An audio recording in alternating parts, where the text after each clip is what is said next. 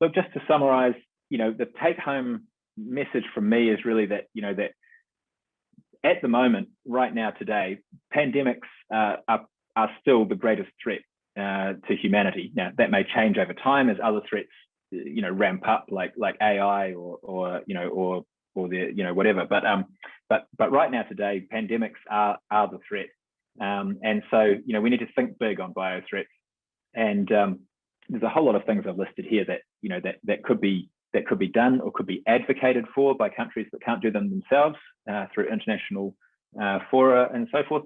But improving institutional prioritization processes so that the right threats get a proportionate amount of resources, and paying more attention to these rare and catastrophic tail risks, aiming for very rapid response, which may look like a huge initial overreaction at the point of origin, in the case of COVID in Wuhan, but may ultimately save the world, $25 trillion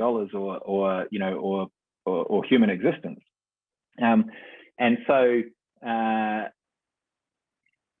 think it's important to develop decision tools and thresholds and metrics that can be referred to, when they're needed, at the time they're needed, so there's no delay.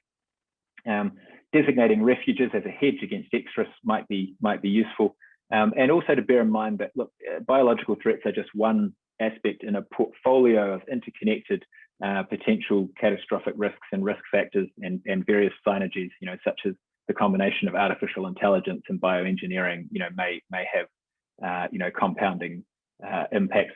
And look, I would advocate that global cooperation is not only necessary, but it's rational. This is a positive sum game. If everyone is protected, then everyone is protected. And just to finish with what I think the lessons of New Zealand's COVID response are, they're really that even COVID-like breakouts can be quashed again and again by strong measures, at the point of emergence, and we've seen that in New Zealand and Auckland and elsewhere repeatedly. That some of the best tools for managing these threats might be things that had been explicitly not considered or dismissed ahead of time.